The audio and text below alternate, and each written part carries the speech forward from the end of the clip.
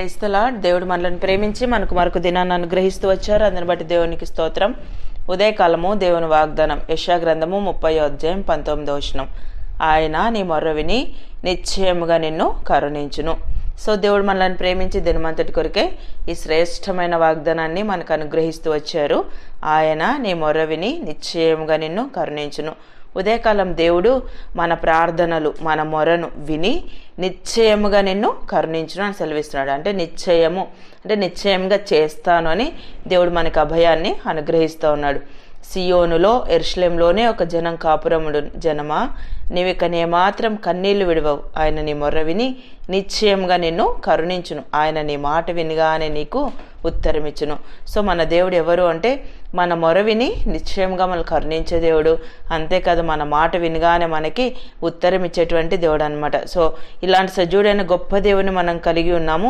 అనేక సార్లు మనకున్న పరిస్థితులను బట్టి దేవుడు నా మొర్ర విన్నాడా, నా ప్రార్థన విన్నాడా, దేవుడు నా ప్రార్థన వినింటే నాకెందుకు ఈ పరిస్థితిలో అని మనం కొన్నిసార్లు అనుకుంటా బాధపడుతూ ఉంటాం. మన దేవుడు మనతో మాట్లాడే దేవుడు. ఆయన మన ప్రార్థన అంగీకరించే దేవుడు. ముందుగానే దేవుడు మన జీవితంలో చేయవలసినటువంటి కార్యాలు మనకి బోధించి సో మనం ఎలా ఉండాలో కూడా దేవుడు మనకి సహాయం చేసేటువంటి దేవుడు అనమాట. అందుకే ఉదయకాలం మరలా మనకి జ్ఞాపకం చేస్తున్నాడు. ఆయన నీ మొర్ర విని నిశ్చయంగా నిన్ను కరుణించును, నీ మాట వినగానే నీకు ఉత్తరం ఇచ్చును. ఉదయకాలం మన దేవుడు మన మాట వినగానే ఉత్తరం ఇచ్చే దేవుడు అనమాట. ఆదికాండం 43వ అధ్యాయం 14వ వచనం చదివితే, సర్వశక్తుడైన దేవుడు ఆ మనుషుని ఎదుట మిమ్మును కరుణించును గాక. సో ఈ మాటలు యాకోబు తన కుమారులతో ఈ మాట సెలవిస్తూ వచ్చాడు అనమాట.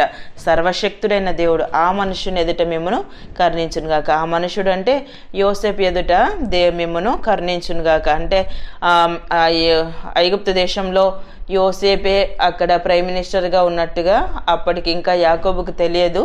అయితే వారి యొక్క కుమారులంతా కూడా ధాన్యం కొనుగోలు నిమిత్తం ఎవరు వెళ్ళేటప్పుడు యోసేపు ఇంకా ముసలివాడైన మీ తండ్రి బాగున్నాడా, అతని క్షేమ సమాచారం అడిగి సో తన తమ్ముడైన బెన్యామిన్ అడిగినట్లుగా మన వాక్యంలో చదవగలం. సో అతడు ఉంటేనే మీకు ధాన్యం ఇస్తానన్నట్లుగా మనం లేఖనాల్లో చదవగలం. ఆ మాటను బట్టి యూదా తనతో అంటూ వచ్చినప్పుడు యాకోబు ఈ మాట సెలవించడం అనమాట. సర్వశక్తుడైన దేవుడు ఆ మనుష్యుని ఎదుట మిమ్మును కరుణించునుగాక. ఉదయకాలం అంటే దేవుడు ఎవరో, దేవుని యొక్క కార్యాలు ఎలా ఉంటాయో ఎరిగినటువంటి యాకోబు సో ముందుగానే చెప్పాడు, సర్వశక్తుడైన దేవుడు ఆ మనుష్యుని ఎదుట మిమ్మును కరుణించునుగాక. సో ఒక మనుష్యుడికి మన ఎడల దయ పుట్టాలి, అనుగ్రహం కలగాలి, కరుణ కటాక్షము ఆ మనిషి మనకు చూపించాలి అని అంటే సో దేవుని యొక్క ఆజ్ఞ రావాలి, దేవుని యొక్క అనుగ్రహం ఉండాలి. సో ఉదయకాలం మన జీవితంలో కూడా దేవుని యొక్క అనుగ్రహమును మనం పొందుతూ వచ్చినప్పుడు సో మనం ఎక్కడికి వెళ్ళినా, ఎలాంటి యాజమాన్యంతో మనం పనిచేస్తున్నా, ఎలాంటి వారితో సో మనము ఉద్యోగాలు చేస్తున్నా కూడా అలాంటి వారికి దయ పుట్టాలి, అనుగ్రహం కలగాలంటే అది దేవుని యొక్క కృప ద్వారానే. అందుకే యాకోబు అది గ్రహించి అక్కడ సెలవిస్తూ వచ్చడం తన కుమారులతో, సర్వశక్తుడైన దేవుడు ఆ మనుష్యుని ఎదుట మిమ్మును కరుణించును గాక. సంఖ్యాకాండం 6వ అధ్యాయం 25వ వచనం చదివితే, యెహోవా నీకు తన సన్నిధిని ప్రకాశింపచేసి నిన్ను కరుణించును గాక. దేవుడు తన యొక్క సన్నిధిని ప్రకాశింపచేసి నిన్ను కరుణించును గాక. ఉదయకాలం దేవుని యొక్క సన్నిధిని, దేవుని యొక్క ప్రసన్నతను కలిగి ఉన్నటువంటి మనం, దేవుడు కరుణించే దేవుడు అని ఎరిగినటువంటి మనం ఉదయకాలం మనం వెళ్తున్న పరిస్థితులు అవి ఎలాంటివైనా సరే, ఉదయకాలం నీవు చెప్పుకోలేని సమస్యలతో, ఆర్థిక ఇబ్బందులతో, సో పేదరికంతో, నిరుద్యోగంతో, అనారోగ్యంతో, రకరకాల పరిస్థితులతో నువ్వు బాధపడుతున్నావా? కొన్నిసార్లు మనం ఏదైనా ఎగ్జామ్స్ ఉన్నప్పుడు సో రకరకాల పరిస్థితులు అవి ఏవైనా సరే ఆ పరిస్థితులను బట్టి మనం ఆందోళన చెందుతూ ఉంటాం. అమ్మో నేను చెయ్యగలనా, నేను అవ్వగలనా, సో నేను ఈ కార్యాన్ని తలపెడితే నా జీవితం ఏంటి అని మనం కొన్నిసార్లు అయోమయంగా ఉంటాం. కానీ ఉదయకాలం దేవుడు మనకి జ్ఞాపకం చేస్తున్నాడు, ఆయన నీ మొర్ర విని నిశ్చయంగా నిన్ను కరుణించును. నువ్వు ఎలాంటి పరిస్థితుల్లో ఉన్నా, కొన్నిసార్లు సో రకరకాల అంటే లేనిపోని మాటల ద్వారా లేనిపోని చిక్కుల్లో మనం చిక్కుకొని ఉంటాం. ఆ పరిస్థితులను బట్టి బాధపడుతూ ఉంటాం. ఆ పరిస్థితులను బట్టి నువ్వు మనుషునికి చెప్పుకోకుండా దేవుని దగ్గరే రహస్యంగా నువ్వు కన్నీరు కారుస్తున్నట్టయితే ఉదయకాలం దేవునికి వాగ్దానం చేస్తున్నాడు, ఆయన నీ మొర్ర విని నిశ్చయంగా నిన్ను కరుణించును. సో రహస్యమందు చూచుచున్న మన తండ్రి మనకి జవాబిచ్చే దేవుడు. ఆయన మన మాట వినగానే మనకు ఉత్తరం ఇచ్చేటువంటి దేవుడు. అలాంటి దేవుని మనం కలిగి ఉన్నాం.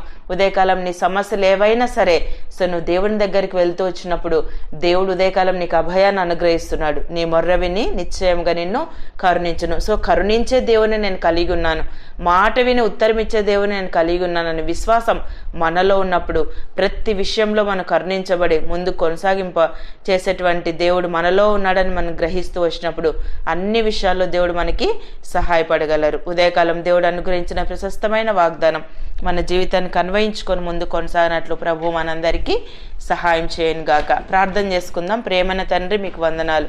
యేసయ్య, మమ్మల్ని ప్రేమించి మాకు అనుగ్రహించిన ఈ శ్రేష్టమైన వాగ్దానాన్ని బట్టి స్తుతిస్తున్నాను ప్రభా. ఆయన నీ మొర్ర విని నిశ్చయంగా నేను కరుణించును అని సెలవిచ్చారు. ఉదయకాలం నిత్య జీవపు మాటలు వింటున్న మీ ప్రజలందరినీ కూడా జ్ఞాపకం చేసుకునండి. వారు వెళ్తున్న ప్రతి పరిస్థితిని మీరు చూస్తున్న దేవుడు, వాళ్ళని కరుణించండి, మీరు ఆదుకొనండి. వారి జీవితంలో మీ శ్రేష్టమైన ఆశీర్వాదాన్ని అనుగ్రహించి అన్ని విషయాల్లో కృప చూపుతూ రావాల్సిందిగా కోరుతూ యేసు ప్రభు నామమున ప్రార్థిస్తున్నాను తండ్రి. ఆమెన్.